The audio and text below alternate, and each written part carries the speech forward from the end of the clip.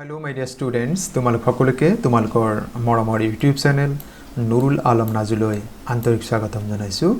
আজি আমি এই ভিডিঅ'টিত নৱম শ্ৰেণীৰ ইংৰাজীৰ মূল পাঠ্যপুথি BEEHIVEৰ এটি পাঠ The Bond of Love এই গল্পৰ লগত জড়িত যিখিনি দৰকাৰী মাল্টিপল চইচ কোৱেশ্চন আছে সেই মাল্টিপল চইচ কোৱেশ্চনসমূহ আজি আমি এই ভিডিঅ'টিত আলোচনা কৰিম।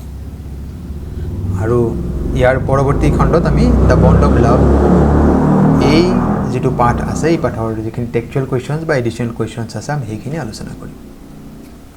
এটো যদি তোমালোকে সম্পূৰ্ণকৈ ভিডিঅ'টি চাবা নিশ্চয়কৈ ইয়াৰ পৰা যথেষ্ট উপকৃত হ'বা। আহাচোন বাৰু আজিৰ ভিডিঅ'ৰ যিখিনি প্ৰশ্ন উত্তৰ আছে আমি জানি লওঁ।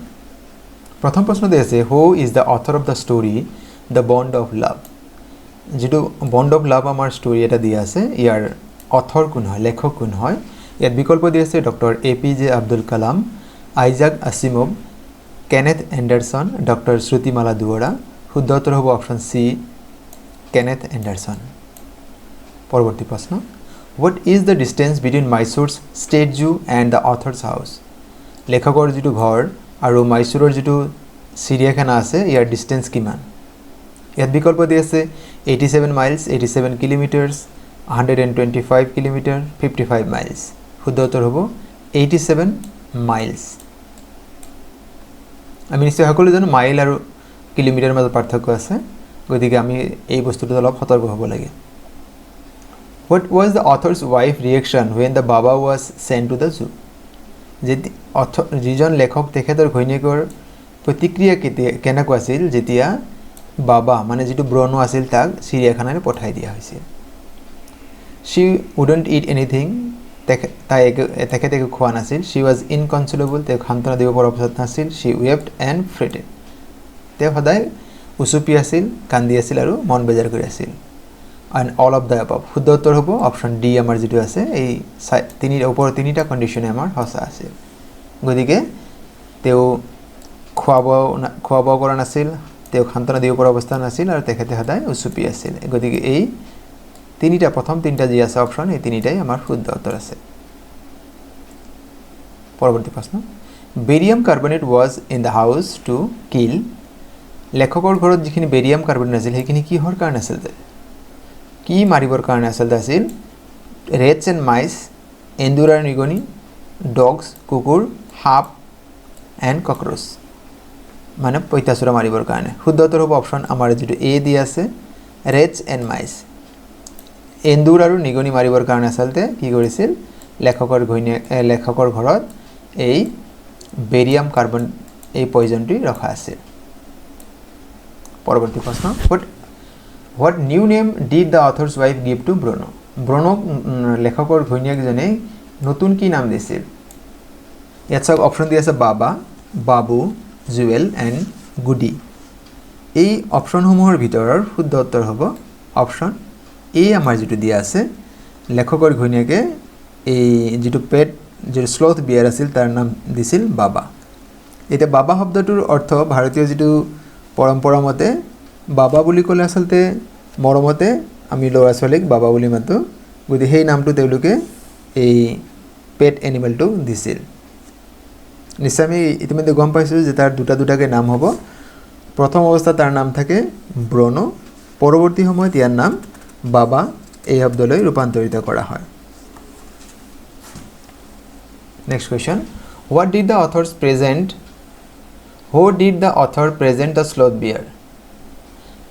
লেখকে স্লথ বিয়াৰটো কাক উপহাৰ হিচাপে দিছিল। ইয়াত চাওক বিকল্প দি আছে his wife his son his daughter his friend.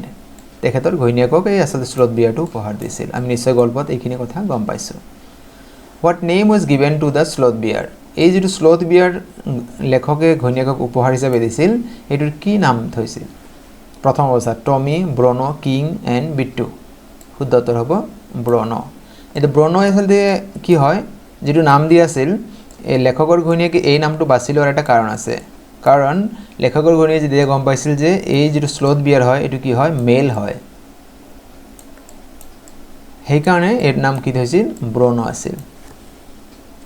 পৰৱৰ্তী প্ৰশ্ন what did the author's wife request the curator.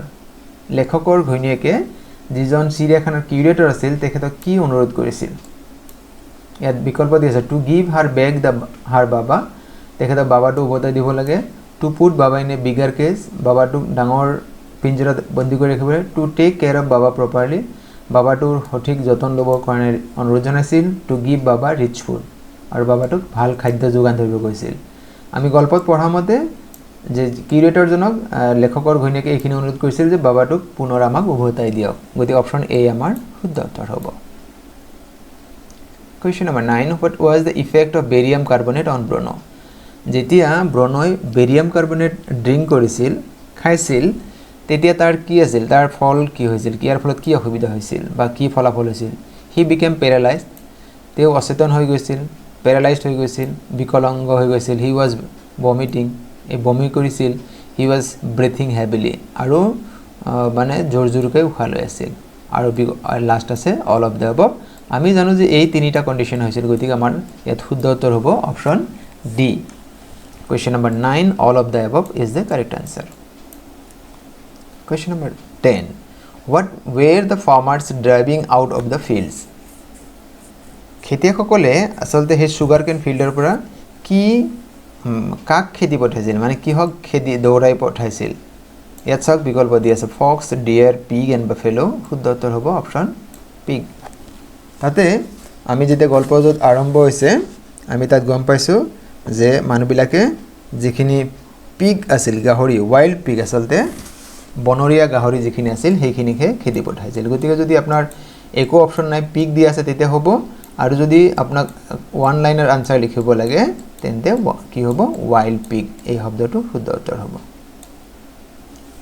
Question number 11 who stood on his head in delight কোনে আনন্দত নিজৰ মূৰতে থিয় দিছিল মানে ভৰিৰ ওপৰ ফালে দি মূৰত থিয় দিছিল narrator's friend Bruno the bear narrator sons ইয়াত আমি জানো যে ব্ৰনো যিজন বিয়াৰ্ড আছিল স্লথ বিয়াৰ্ড হেতুৱে যেতিয়া লেখকৰ ঘৈণীয়েকক চিৰিয়াখানাত বহু দিনৰ মূৰত দেখা পাইছিল তেতিয়া আনন্দতে মূৰটো তলফালে কৰি থিয় দি আছিল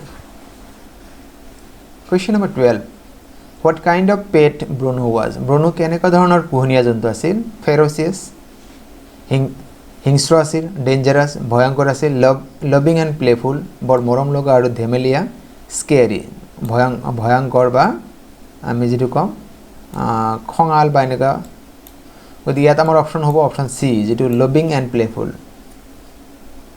ধেমেলিয়া আৰু মৰমিয়াল আৰু ধেমেলিয়া অপশ্যন সি আমাৰ শুদ্ধ উত্তৰ Question number 13 what was the effect of barium carbonate on Bruno এটি ইতিমধ্যে অবশ্য আলোচনা করা হয়েছে যে ইয়াত আমাৰ কি হ'ব হি বিকেম প্যাৰালাইজড হৈ গৈছিল ভমিটিং কৰিছিল ব্ৰিথিং হেভিলি বৰ বেছিকৈ উশাহ লৈছিল আৰু লাষ্ট অপশ্যন আছে অল অফ দ্য অবভ আৰু এই প্ৰশ্নৰ উত্তৰ আমাৰ কি হ'ব অল অফ দ্য অবভ হ'ব অপশ্যন ডি আমাৰ শুদ্ধ উত্তৰ হ'ব Question number 14 what was the color of the bear এই যেটো স্লথ বিয়াৰ আছিল এটাৰ কালাৰ কেনেকৈ আছিল এক নম্বৰ ব্লু নহয় গ্ৰীন নহয় ৰেড নহয় তাৰ মানে আমি গম পাইছো শুদ্ধ উত্তৰ হ'ব ব্ল্যাক মানে যেটো ব্ৰনো প্ৰথম অৱস্থাত পোৱা গৈছিল তাৰ কালাৰটো আছিল ব্ল্যাক কলা ৰঙৰ আছিল Question number 15 whom did the author get by accident লেখকে ঘটনাক্ৰমে দুৰ্ঘটনাবশত মানে কোন কিহক পাইছিল এ ৰেবিট এ ডিয়াৰ এ স্লথ বিয়াৰ এ টাইগাৰ শুদ্ধ উত্তৰ হ'ব এই দুৰ্ঘটনাৰ সময়ত লেখকে কি পাইছিল এটা স্লথ বিয়াৰ হে পাইছিল গতিকে এইখিনি আছিল আজিৰ ভিডিঅ'ৰ প্ৰশ্ন উত্তৰ তোমালোকে ভিডিঅ'টি চাই কেনে পালা জনাবলৈ নাপাহৰিবা আৰু যদি তোমালোকে ভিডিঅ'টি ভাল পাইছা তোমাৰ লগৰ বন্ধুবৰ্গৰ সৈতে শ্বেয়াৰ কৰিবা যিহেতু বিভিন্ন বেলেগ স্কুলত পঢ়ি আছে আৰু তোমালোকৰ ফালৰ পৰা পৰৱৰ্তী বিষয়ত কি ভিডিঅ' বিচাৰিছা জনালে মই ভাল পাম আৰু জনাবলৈ মই সুখী যে অতি সোনকালে দ্য বন্ড অফ লাভ এই পাঠৰ যিখিনি টেক্সচুৱেল কোৱেশ্চনছ আছে বা অতিৰিক্ত প্ৰশ্ন আছে তাৰ ভিডিঅ' মই অতি সোনকালে আপলোড কৰিম তোমালোকে চাবলৈ নাপাহৰিবা তোমালোকে এটা বিনম্ৰ অনুৰোধ যদি প্ৰথমবাৰ মোৰ চেনেলটি চাই আছা মোৰ চেনেলৰ বিষয়বস্তু আৰু ইয়াৰ উপস্থাপন ভাল পাইছা চেনেলটি সাবস্ক্ৰাইব কৰিবলৈ আশা থাকিল আৰু ভিডিঅ'সমূহ লাইক কমেন্ট আৰু শ্বেয়াৰ কৰিবা